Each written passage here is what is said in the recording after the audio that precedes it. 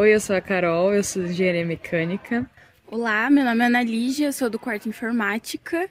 Jennifer, eu sou do primeiro ano de Mecânica. Oi, pessoal, eu sou a Rosa, eu sou servidora aqui da CAI. Meu nome é Gabriel, sou do quarto ano de Informática.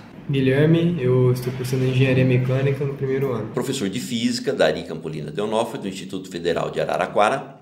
Eu sou a Alessandra Laurindo, sou cientista social. Meu nome é Alex, eu sou aluno do Instituto Federal, faço o curso de Informática integrado no ensino médio e estou no quarto ano. Olá, meu nome é Uirá, sou professor de Física no campus Hortolândia.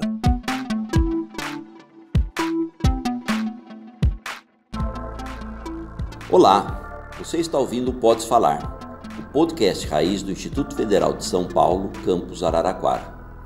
É uma produção do Núcleo de Comunicação do IFSP Araraquara. Nosso objetivo é usar o podcast como um recurso educacional e fortalecer o debate e a construção de conceitos e ideias. Nosso tema de hoje vai ser a discussão sobre a política de cotas no Brasil.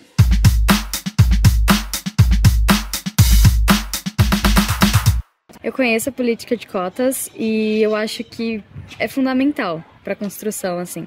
A gente vive numa sociedade que é desigual, então quando a gente fala de educação, tem pessoas que têm um nível de educação melhor, né? Se a gente pensar na escola particular e na escola pública, então eu acho que as cotas estão aí para tentar nivelar isso, né? Para tentar garantir a educação de todo mundo no ensino superior.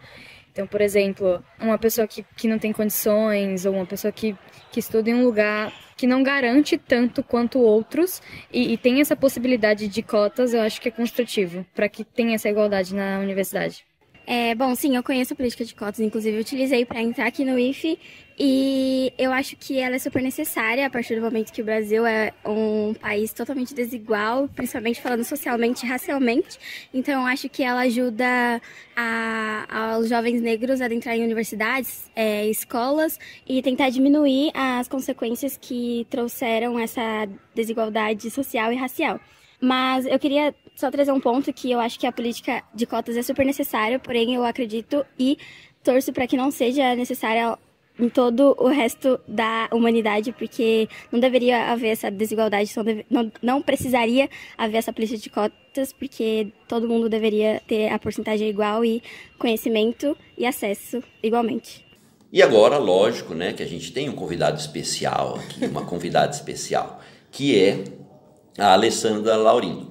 Eu vou deixar para que ela se apresente, desde que ela entenda que essa apresentação não pode passar de 40 minutos, porque o currículo dela, gente, é grande. Mas é uma pessoa que, para nós, é quem está muito envolvida com essa temática e vai nos ajudar bastante nesse bate-papo aqui.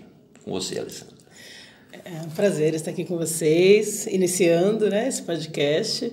Eu sou a Alessandra Laurindo, sou cientista social, sou gestora de projetos do terceiro setor também e coordenadora de políticas étnico-raciais da cidade de Araraquara.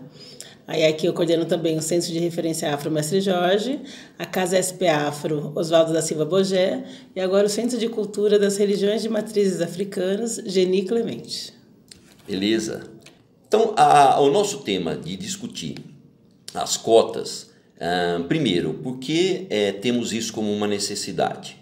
Primeiro que nós estamos dentro de uma instituição, né, de ensino, e essa instituição de ensino tem a missão de sempre, né, trabalhar com as temáticas que, primeiro, que fazem parte de várias disciplinas, de vários conteúdos que a gente conhece dos cursos, mas que também fazem parte da nossa sociedade, ou seja, né, o nosso aluno que entrou através de uma política de cotas, quando daqui os alunos, por exemplo, de ensino médio, vão se ingressar via Enem, Sisu, né, nas universidades, eles novamente têm a opção da política de cotas.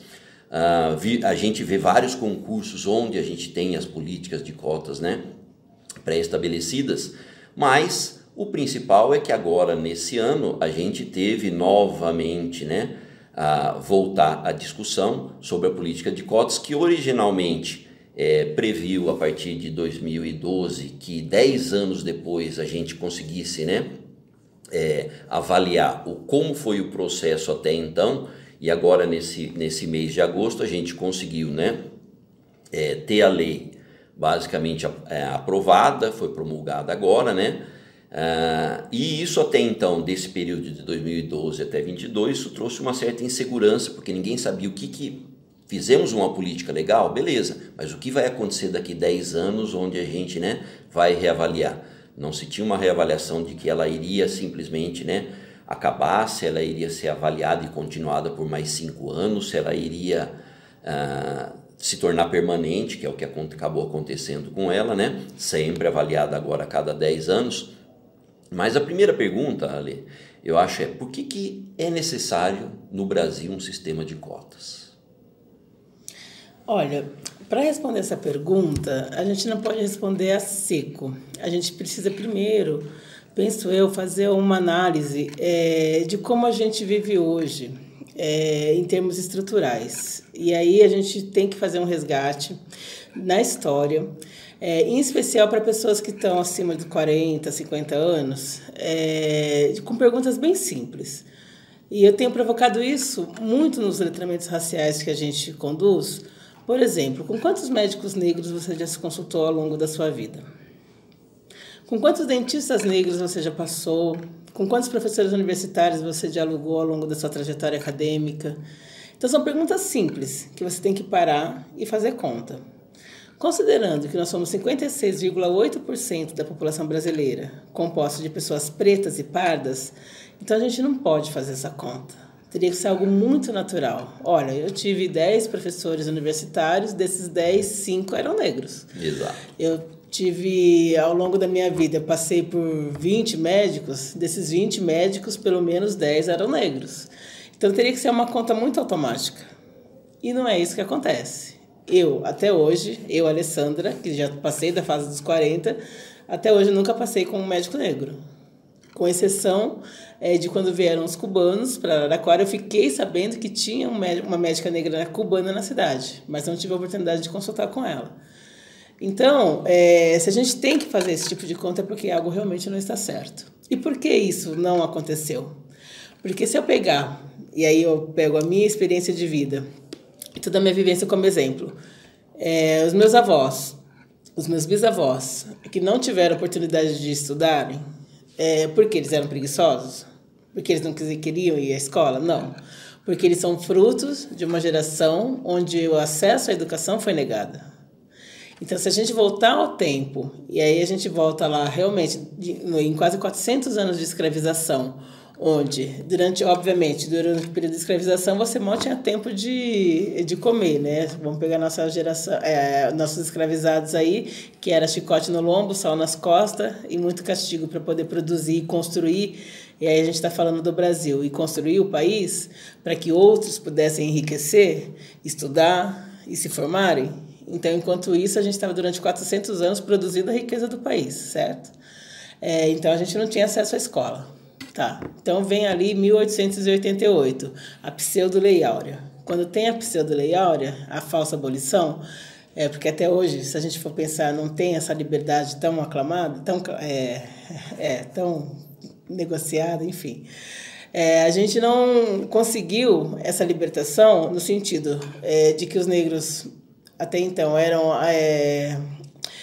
eram acometidos por todo o Estado. Falava-se que os negros tinham doenças contagiosas, por isso não podia frequentar as escolas. Logo em seguida da Lei Áurea, em 1890, vem a Lei da Vadiagem, então não podia sequer frequentar os espaços públicos. E diante de tudo isso, você é simplesmente tirado da circulação social. E aí, como que você quer hoje proibir, entre aspas, né, para quem critica as cotas, que essas mesmas pessoas tenham uma reparação de algo que foi negado durante tantos anos? Então, para a gente falar hoje porque as cotas são importantes, a gente tem que fazer esse resgate. E aí muitas pessoas, inclusive, falam, olha, mas eu não fui escravagista, eu não tenho culpa da escravização e eu não sou responsável por tudo que aconteceu. Mas você usufruiu do privilégio branco, porque você não precisou passar por nenhum momento de recusa em tudo que o 1888, no dia seguinte do 13 de maio, ocasionou para a população negra. Então, se hoje a gente vai fazer uma entrevista no shopping, por exemplo, e aqui em Araraquara acontece muito, porque todos os shoppings, em especial em Araraquara, tem um padrão de beleza aceitável. Se você vai com uma trança, por exemplo, fazer uma entrevista de emprego, e isso aconteceu, a gente tem dentro do nosso programa o SOS Racismo, isso aconteceu há menos de 15 dias. A pergunta que vem é, mas você pretende trabalhar com isso na cabeça? E isso está se referindo ao cabelo de uma pessoa. Porque o padrão aceitável naquela loja é o padrão liso, é o padrão que não é o da estrutura de um cabelo negro. Diante disso, a pessoa branca ela tem passabilidade para adentrar alguns espaços que muitas pessoas negras não têm. E essa aceitação é fruto do 13 de maio de 1888. Então, quando você fala assim, eu me lembro muito bem que quando a gente pensou no tema e eu fui pesquisar algumas coisas que eu não sabia, tem lá 50 e tantos anos, mas, por exemplo, de leis que surgiram na sequência da abolição que proibiam em alguns estados a presença dos negros dentro das escolas. Exatamente. Então, pelo contrário, em alguns lugares haviam cotas para filhos de fazendeiros, para não sei o que, quer dizer, não podemos falar que cota é um negócio novo no nosso país. Só que essa cota para pretos. Então, agora é um problema, antes não era, exatamente. Né? Os filhos de Mas agricultores. Mas isso de ter leis que proibiam o negro de frequentar a escola, eu falei, gente, eu não sabia disso. Exatamente. E nunca ouvi falar na escola, alguma coisa assim, né? Porque essa história nos é negada, né? A cota para filhos de agricultores sempre existiu.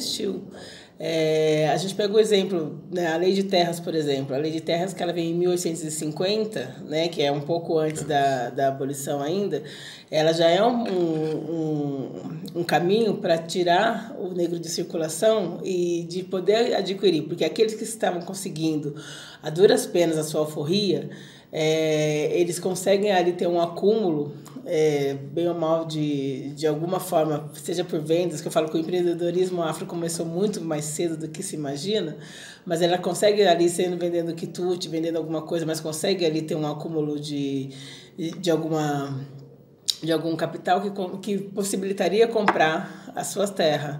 Né? E minha avó já vinha com esse ditado, quem compra terra não erra, então saberia que era um sustento para poder se lhe garantir.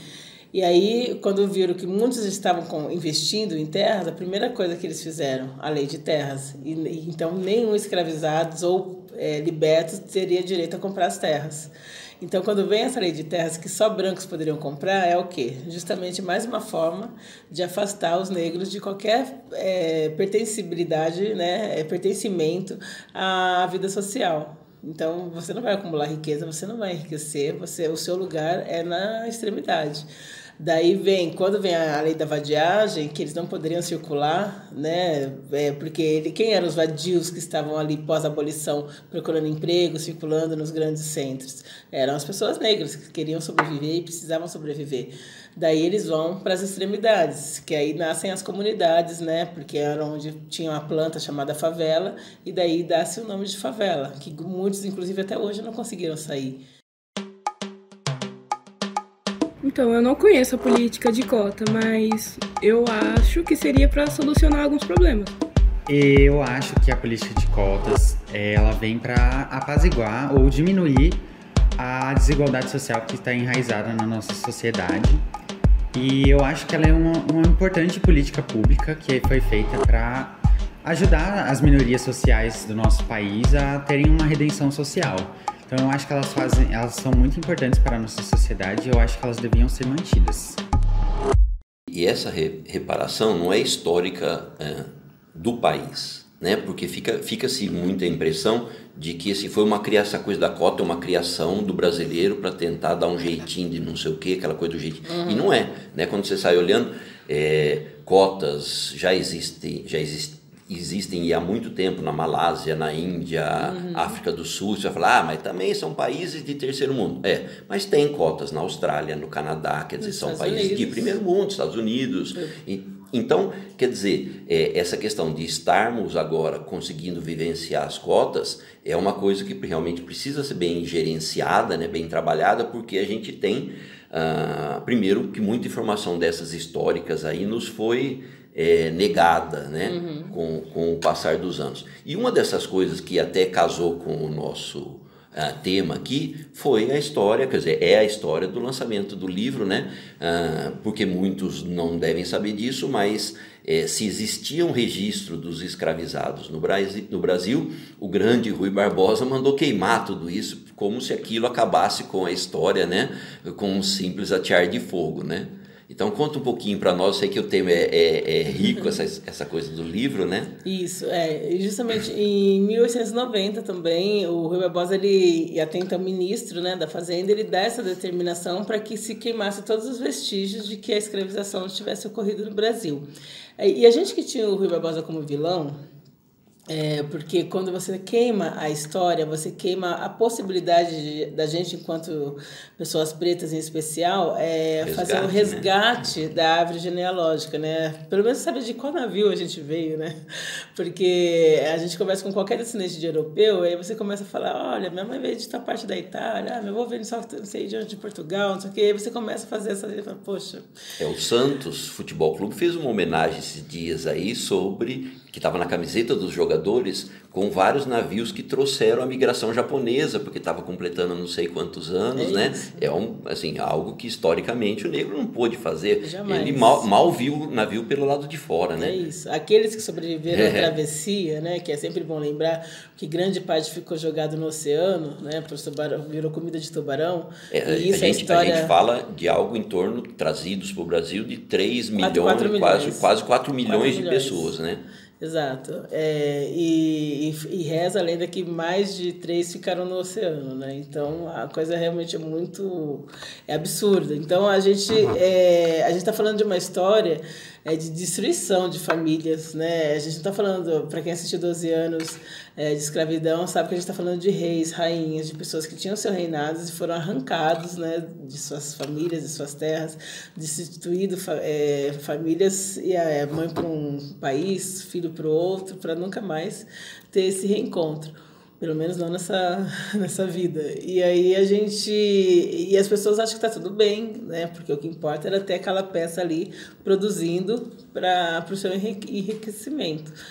E aí, quando a gente traz essa história no livro, tudo começou onde? Em 2015, a gente tinha uma Comissão Nacional da Verdade sobre a Escravidão Negra, justamente para poder fazer o levantamento de quais resquícios a escravidão deixou, né? Muito em cima da Comissão da Verdade, sobre a ditadura, né? E que já tinha esse papel de fazer esse levantamento da memória da ditadura.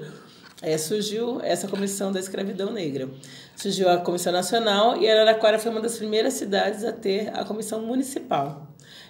Muito através do professor Dagoberto, que era membro da Comissão Nacional, e a gente tendo o privilégio de ter o professor Dagoberto aqui em Araraquara, traz essa ideia da gente montar a comissão aqui. Naquela oportunidade, eu também era gestora do centro de referência, não fiquei direto, saí, depois voltei.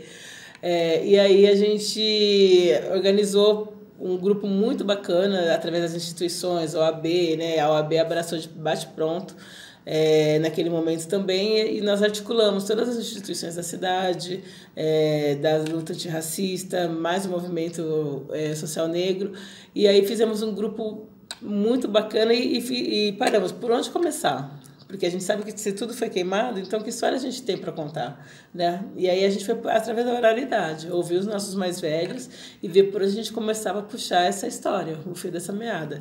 E aí nós começamos visitando fazendas históricas, para ver os objetos, tudo aquela coisa da tortura, ouvindo um, ouvindo o outro, fazendo o percurso que os escravizados faziam aqui na nossa região. E nessas andanças em tudo a gente ouve, olha, parece que tem um lugar aqui em Araraquara que tem uns livros, uma pessoa assim, assado, e aí naquele vai, não vai, a gente descobriu que na verdade não era na casa de uma pessoa, e sim no cartório. E aí a pessoa falou, não está em casa não, está no cartório e tal. E aí a gente vai atrás desse cartório e constata que realmente Araraquara é possivelmente a única cidade que tinha um volume tão grande, porque eram 5 livros com toda essa história registrada do final do século XVIII, e assim, com com a escrita da época, obviamente, mas depois que a gente faz esse resgate, demorou, né, daquele momento, somente em 2022 a gente conseguiu ter o acesso real, porque teve toda uma questão burocrática, entramos com processo para poder ter realmente o acesso de forma digitalizada. E aí a gente constatou mais de 208 transações. A gente levantou os nomes de quem eram os compradores da época e os vendedores da época. Nomes que hoje são homenageados em próprios públicos, nomes de ruas, nomes de escola, nomes de bairros, que hoje são evidenciados na cidade, né? Eu falo muito isso, né? A gente não tem o nome de quem construiu essa cidade, né? De quem realmente estava ali ralando, mas de quem vendia, de quem fazia as transações, a gente tem homenageado em vários monumentos na cidade. Exato. E também traz uma outra coisa que, no fim das contas, assim, elas sempre, para nós que estamos aqui no meio da ciência, né, que é o fato assim de que não é mais o diz que me disse, porque falou, não, mas era aquele senhor, não sei o quê, né? Quer dizer, nós temos documentos assim como eu bato muito nisso com os alunos, falo assim, te falaram isso?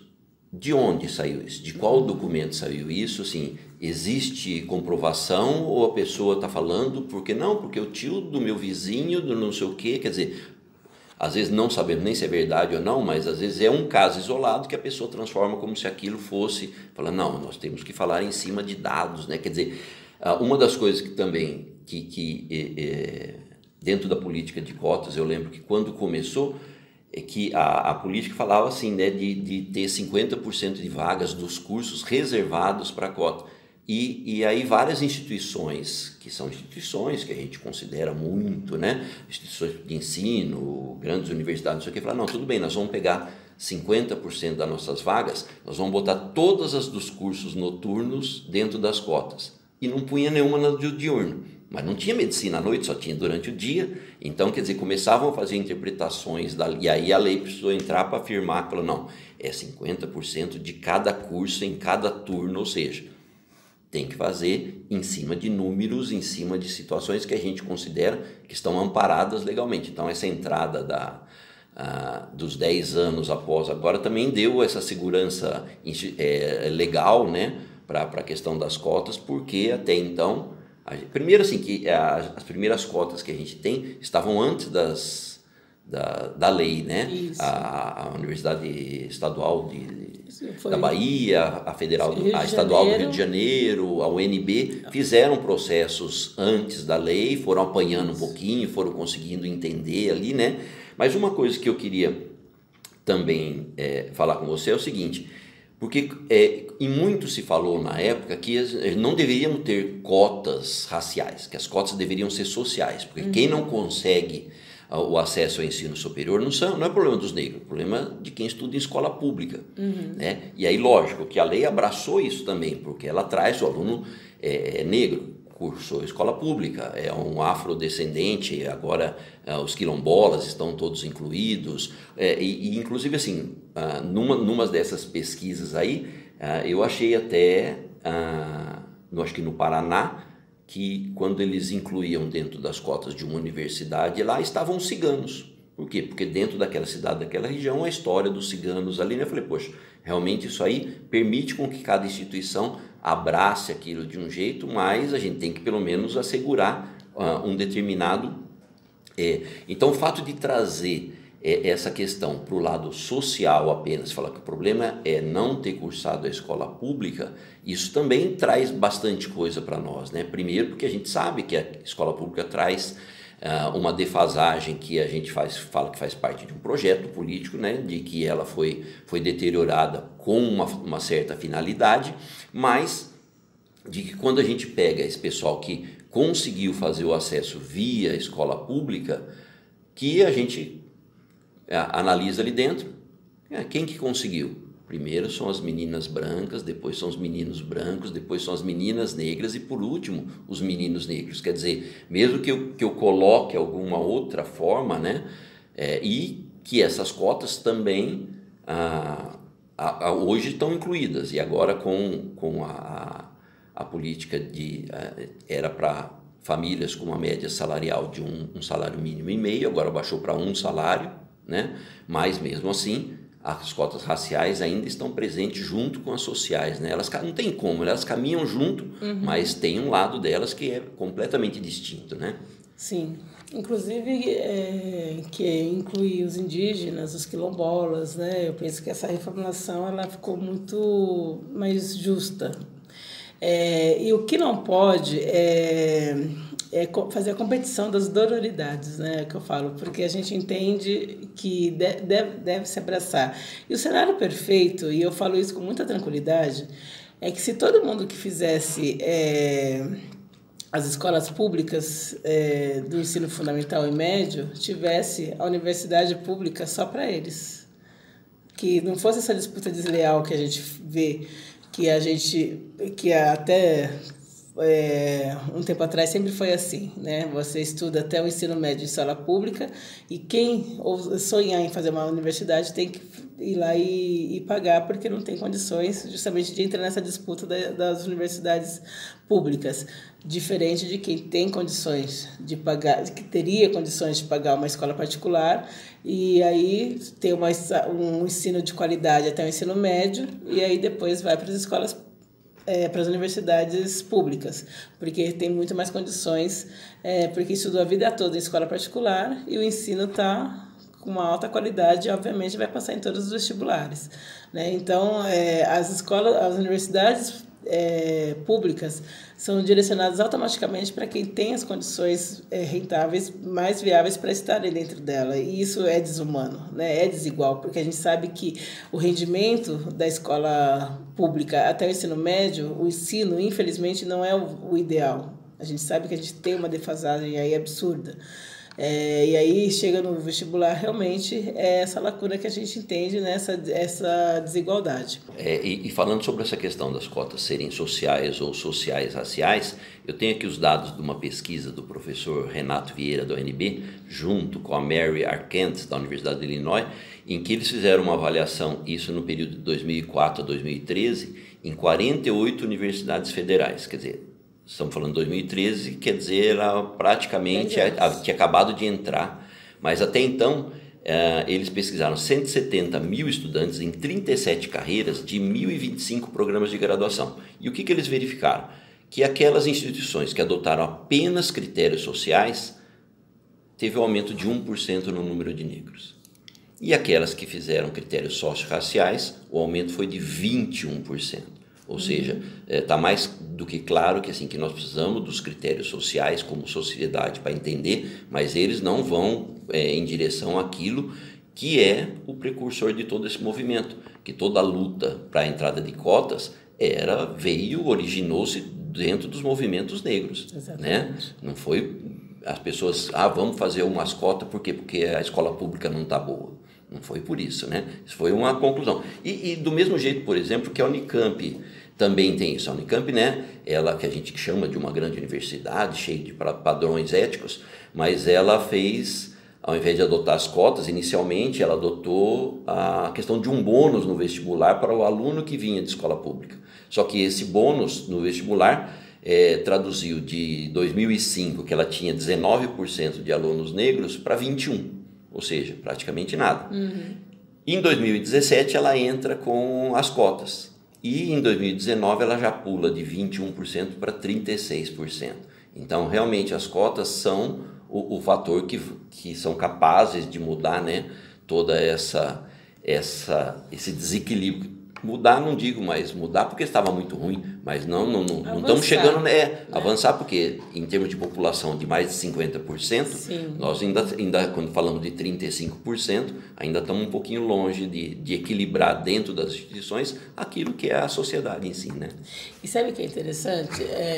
Que é um outro ponto. Eu faço parte de bancas de heteroidentificação já há mais de, sei lá, acho que uns 15 anos. Então, deixa eu só te cortar. O Alex tinha falado de fazer uma pergunta nesse sentido antes, né? Eu ia comentar, porque, tipo assim, eu lembro que eu conversei com algumas professoras de sociologia e ela comentou que ela já fez parte dessas bancas e ela falou assim que ela achava, na opinião dela, opinião pessoal, que era um assunto muito delicado e um pouco injusto, por assim dizer. Tipo, eu tô numa banca, vai ver, tipo, posso até não ser preto, posso ser branco, qualquer outra cor. E, tipo, eu tenho que determinar se uma pessoa, ela é preta, se uma pessoa ela é branca, se uma pessoa é mais preta que a outra pra poder, tipo, entrar, sabe? Tipo, decidir. Você fala assim, olha, eu me autodeclaro pardo, eu me autodeclaro indígena e tudo mais, tipo, você falar, não, a gente não concorda, não achamos que você seja isso, tipo, sabe? Tipo, tá relacionado muito à identidade. Mas, tipo assim, eu sei que esse processo é necessário pra garantir a parte de fraude, não ter fraudes, porque muita gente vai tentar se aproveitar desse sistema pra tentar, tipo, se beneficiar, benefício próprio, tipo, pode estar lá no documento que a pessoa é branca ou qualquer outra cor e ela fala, não, mas eu me autodeclaro parda, eu me autodeclaro negra, meu documento tá errado, é como eu me sinto, e, tipo, ela querer se adentrar no sistema, então, tipo assim, eu acho que é uma coisa muito necessária. Tanto é que eu vi em algumas pesquisas que, acho que na Universidade Federal do Rio Grande do Sul, eles tinham adotado uma portaria que era para comprovar a ascendência fenótipa. Então, tipo assim, eu poderia ser branco, mas, tipo, se o meu tataravô era negro, eu poderia entrar na escola. Tinha que ser no sul, né? Então. E eu lembro que, tipo, teve muito protesto, porque, tipo, os alunos acharam um absurdo, e óbvio que isso é um absurdo, porque, tipo, eles usaram uma lógica básica. Se a pessoa tá tendo que usar isso de comprovar que um ancestral dela muito antigo é fenotipicamente negro, ou tipo, negro, pardo, indígena, é porque ela não é, ou os pais delas não são negros. Tipo, ela tá tentando comprovar de um parente muito distante. Então, tipo assim, eles tentavam usar, tipo, a lógica de as cotas deveriam atingir as pessoas que sofrem o racismo ou sofreram o racismo pra poder trazer um pouco de igualdade. Não, tipo, só pela minha cor ou então pelo meu parente, porque... Não, mas é isso. Inclusive, aqui em Araraquara nós mudamos a lei, porque nós criamos a lei aqui em 2014 dos concursos públicos municipais. 14 para 2015. Porque ali, naquele momento, o cenário era hoje, porque nós prezávamos pela conscientização das pessoas, de quem, né, iria prestar os concursos. Aí, vendo a debandada para o lado que foi, hoje nós mudamos totalmente. E era muito isso, a comprovação era provando com a documentação de pai e mãe, que você carregava o fenótipo, né? E tinha ali o pai ou a mãe preto, no caso, para você ser pardo. Obviamente, sua mãe ou seu pai tem que ser preto. E aí você conseguiria identificar isso. Hoje já não é mais possível, porque a gente tem candidatos lidos como brancos, e que traz os documentos. E aí entra no critério de adoção, porque foi adotado, porque não sei o quê, enfim, acontece mil coisas. Então, a gente mudou a legislação justamente por isso, porque não importa a cor do pai e da mãe, o que importa é o candidato que tem análise. Então, diante disso, o que vai estar em julgamento são os seus fenótipos, o seu fenótipo e todos os traços que você carrega em si para saber se você tem aí toda a fenotipia afro. Diante disso que são analisados o cabelo, os seus traços, nariz, boca, olhos, a junção próxima aos dedos, para saber a cor da pele, se você traz a questão do pardo, dentro do preto, né, que você tem o preto claro, preto médio, preto escuro. Então, é todo um conjunto de fatores que vai chegar a isso, porque a avaliação que a gente faz é bem simples. A cota acolhe quem a sociedade exclui. Então, a gente até brinca, tem o pessoal que brinca bem direto, a polícia sabe bem quem ela vai parar. Então, teria que ser sempre policial na banca, porque aí já facilitaria a nossa vida. Exato. Mas, diante disso, é a junção. A cota acolhe que a sociedade exclui. Você vai carregar o fenótipo que automaticamente alguém vai ser excluído numa entrevista de emprego, vai ser parado, blá, blá, blá. Se você seguir isso, então você está dentro. Então, não tem muito segredo. Se está com a fenotipia. E aí, a gente tem encarado muita fraude. Quanto maior o cargo, maior a fraude.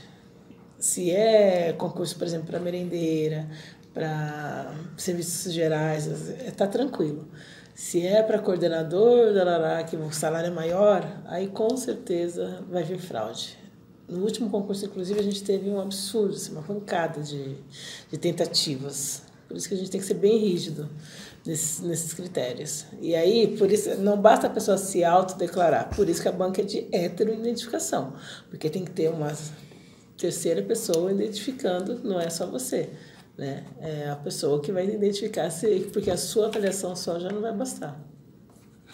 Tá. E uma outra coisa, Alessandra, é algo que parece ser o principal argumento das pessoas, e aí quando você falou da questão da falsidade, né? Eu até acho legal por causa disso, por quê? Porque é fazer a argumentação de que isso não tem como dar certo, por quê? Porque isso vai aparecer na eficiência acadêmica das instituições que estão recebendo esses alunos cotistas, né?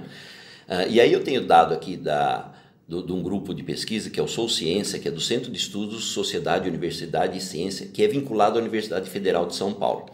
E aí em 2021 eles analisaram o desempenho no ENAD, que é o Exame Nacional de Desempenho Educacional, né, aplicado para os alunos que estão nos anos concluintes dos cursos superiores, no período de 2013 a 2019. E o que eles fizeram? Eles pesquisaram 6 instituições federais e 6 particulares a título de comparação. E cursos esses: educação física, enfermagem, farmácia, fisioterapia, fonoaudiologia, medicina veterinária, nutrição, odontologia e zootecnia. Ou seja, dentro da área das ciências da saúde, né, abraçaram quase todos os cursos, e cursos esses que estão muito concorridos. Que conclusão que eles têm?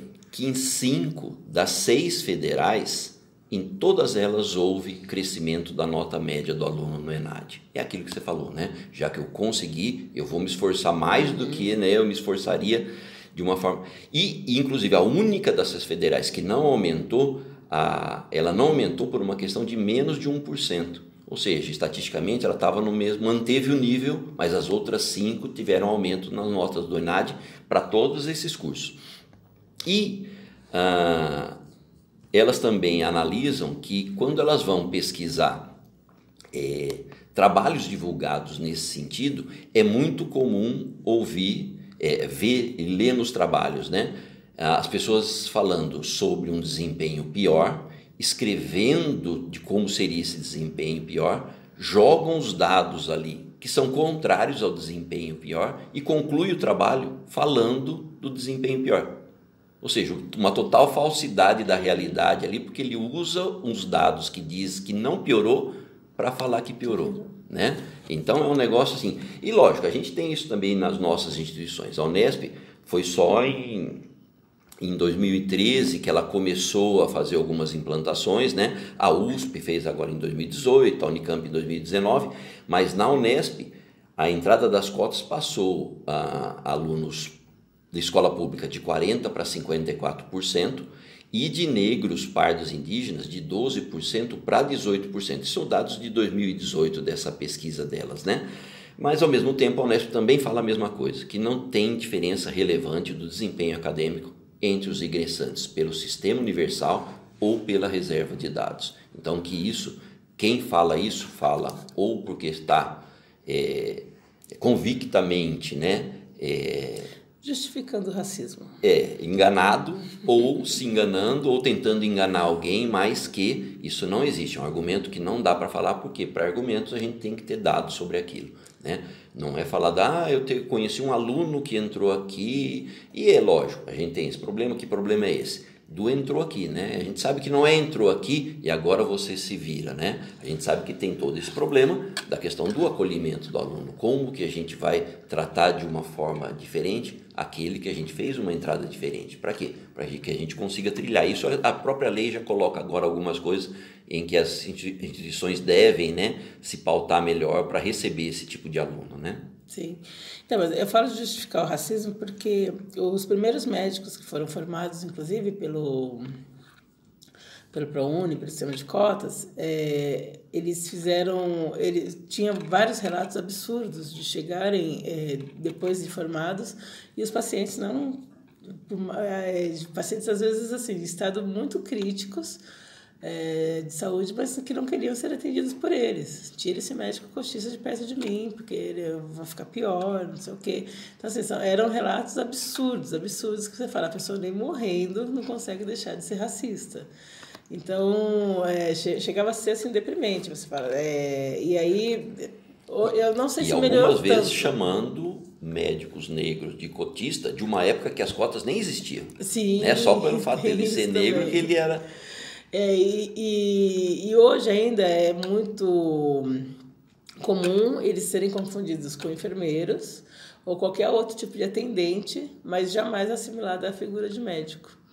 Então, quando eu falo dessa do co-estruturante, né, é esse lugar de não aceitarem ainda que pessoas negras ocupem determinadas posições, determinados espaços, porque estruturalmente a sociedade determina em que espaços os negros vão estar. Né? E aí, quando se tem um protagonismo ou lugares que são determinantes, né, que eu falo que você está com a caneta na mão, que vai direcionar, que vai determinar, não é aceito. Isso é algo muito comum. Infelizmente, ainda é comum. E eu não tenho dúvidas também, e aí, em relação a essa questão da mudança, que se talvez a gente não estivesse nesse governo, talvez não passaria essa mudança. Talvez a gente teria encerrado essa questão das cotas, Sim. da permanência, da política. E por isso a gente depende muito também da sensibilidade de quem entende quais as reais necessidades dessa política e da eficácia dela, de como a gente está mudando esse cenário, ainda que não seja na velocidade que gostaríamos.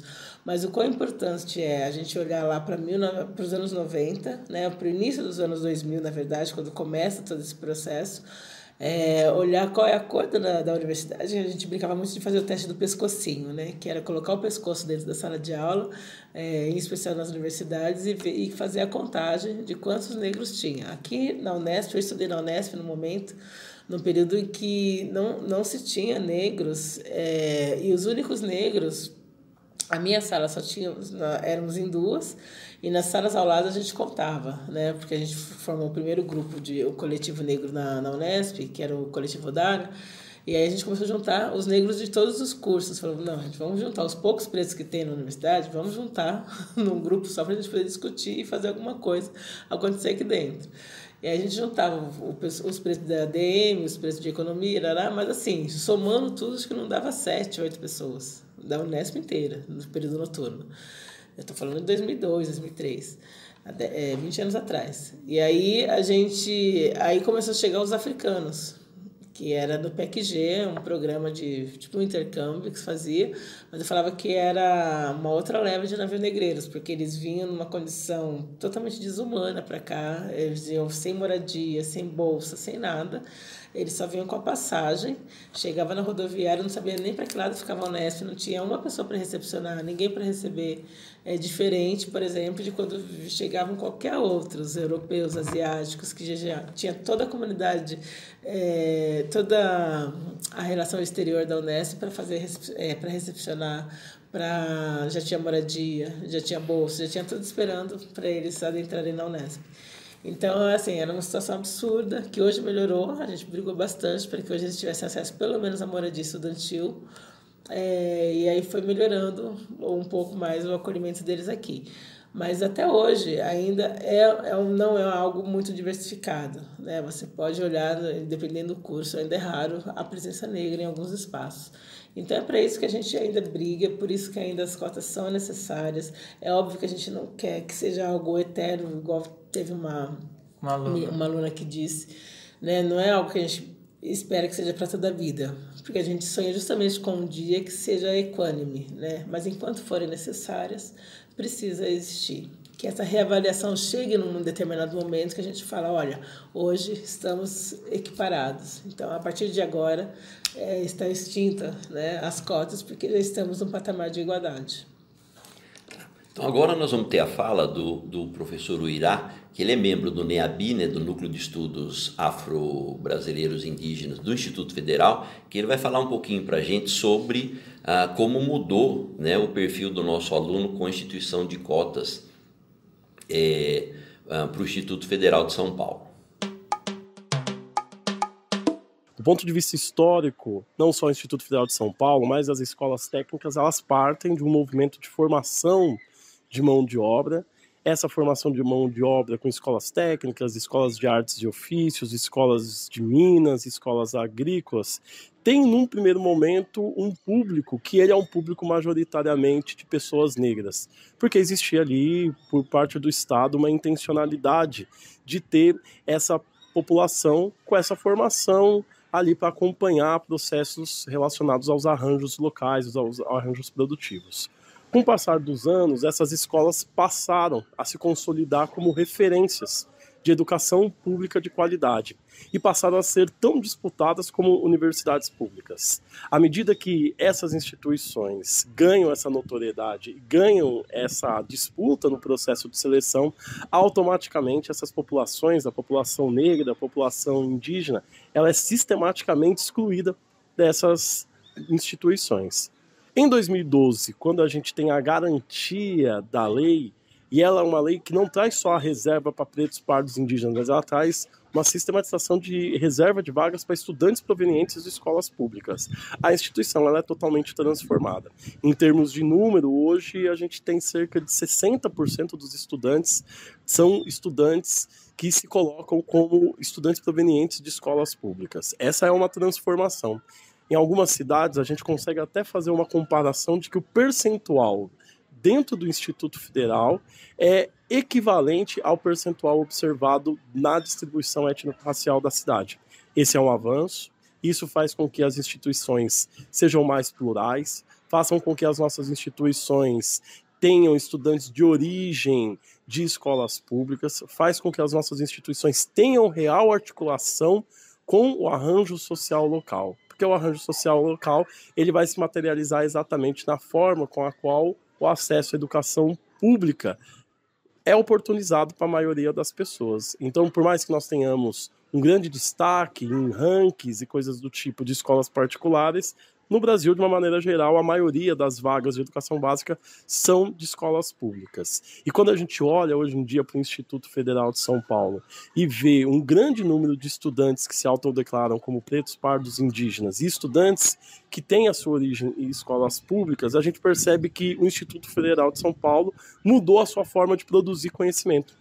Ela é uma produção de conhecimento com maior capilaridade, com maior organicidade e também mais democrática, afinal ela permite a participação de diversos setores da sociedade. A gente deixa de ser um modelo de instituição restrito e excludente e passa a ser um modelo de instituição, passa a consolidar um modelo de instituição de acesso garantido para todas as parcelas da sociedade que previamente são submetidas a processos sistemáticos de exclusão, seja por conta da raça, seja por conta da sua classe socioeconômica, ou seja por conta de serem pessoas com deficiência. A lei de cotas, ela promove essa transformação na instituição.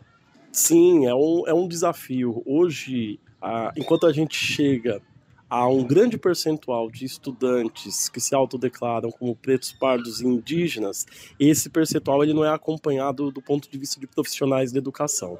Na verdade, nós temos um quadro de profissionais da educação altamente qualificado, proveniente de grandes instituições de ensino, mas grandes instituições de ensino que construíram uma lógica de valorização do conhecimento, que ela é uma lógica eurocêntrica. Esses profissionais de educação, essas profissionais de educação, hoje lidam com uma realidade, com uma comunidade interna que demanda, que pulsa por outras formas de produção de conhecimento e de reconhecimento de tudo aquilo que foi produzido ao longo da história da humanidade. Então a gente tem um impacto indireto que é a instituição precisa se reinventar sobre o que vai ensinar, como vai ensinar e garantir que esses estudantes, além do acesso, possam realmente existir e se identificar ao longo dos conhecimentos trabalhados, compartilhados dentro da instituição. É um desafio e traz uma lógica de decolonialidade, quer dizer, reverter as relações de poder, as relações de conhecimento que foram constituídas ao longo do Brasil, ao longo do processo da colonização. A colonização ela acabou, é verdade, enquanto regime político, mas a colonialidade, que é uma forma de pensar, ela ainda tem os seus restícios. A lei de cotas traz uma população para dentro do IFE que torna impossível manter uma forma colonial de pensar. Então, isso que a gente vê, estudantes de ensino médio com protagonismo, estudantes pretos, pardos, indígenas se organizando em termos de coletivos negros, em termos de coletivos antirracistas, antissexistas, coletivos, né, que valorizam a pluralidade, que valorizam a comunidade LGBTQIA+, isso é uma revolução. Isso só é possível por conta da lei de cotas. Então, a lei de cotas ela traz impactos imensuráveis e incontroláveis. É como uma bola de neve de transformação que começa a andar e que, na verdade, a gente não tem o controle e que é exatamente essa a intencionalidade de uma educação emancipatória e transformadora. É isso aí, gente. Então, para tentar finalizar esse nosso papo, que poderia se estender por muitos, né, e muitos aqui, então, lógico que não tem como a gente falar da política de cotas para dentro das instituições de ensino se a gente não falar e entender como que é a política de permanência e êxito, como que aquela instituição trabalha com a questão do auxílio moradia, alimentação, transporte, apoio acadêmico, ou seja, tudo aquilo que a gente sabe que precisaria acompanhar essa política de cotas, certo? E para isso, agora então eu deixo para você, Alessandra, uma fala para a gente finalizar o nosso bate-papo, novamente agradecendo o seu tempo aqui com a gente, toda a sua experiência. Nós estamos aqui, né, dentro de Araraquara, mas somos um campus dentro dos 36, acho que nós temos, né? Mas tentando traduzir um pouco daquilo que normalmente o nosso aluno tem uma dúvida, tem uma dificuldade, tem um problema de entender exatamente como funciona, e espero que a gente consiga, com esse bate-papo, ajudar um pouquinho isso. Eu quero somente agradecer o convite, parabenizar pelo trabalho. Eu penso que o Instituto tem feito um trabalho bem bacana, eu acompanho dos outros campos também, e penso que é esse o caminho. Sou contrária a essa história de que não vamos tocar no assunto assim, né, fica tudo bem, muito pelo contrário. A gente tem que cada vez mais falar sobre cotas, falar sobre política de ações afirmativas, falar sobre o Novembro Negro, falar sobre tudo que incomoda a sociedade, porque se a gente não falar, outros falarão e numa perspectiva que não é a real. Então, se a gente der voz, né, ao que a gente chama de politicamente correto, para que as pessoas tenham oportunidade de ouvir a história como realmente ela aconteceu e pelo menos instigue a pesquisar, conhecer um pouco mais, né, buscar nesse passado que nos foi negado. Eu falo muito isso, né, a nossa história, a gente tem uma perversidade do embranquecimento da nossa história, em especial esse ano que a gente completa 20 anos da Lei 10.639, onde institui a obrigatoriedade de se discutir a história e cultura afro nos parâmetros curriculares, desde o ensino médio até o ensino fundamental, superior, enfim. E a gente ainda tem essa negação, né? Eu brigo muito com a Secretaria de Educação e com a Diretoria de Ensino, porque a gente tem que ensinar para nossas crianças. Se a gente está falando hoje no microfone, a gente tem que saber que foram pessoas negras que inventaram. Se a gente tem uma geladeira, é porque foi inventada por pessoas negras. Se a gente tem uma cama king size, é porque veio de um africano. Se a gente tem a oportunidade de oferecer a quimioterapia, é porque foi uma médica negra que inventou, né,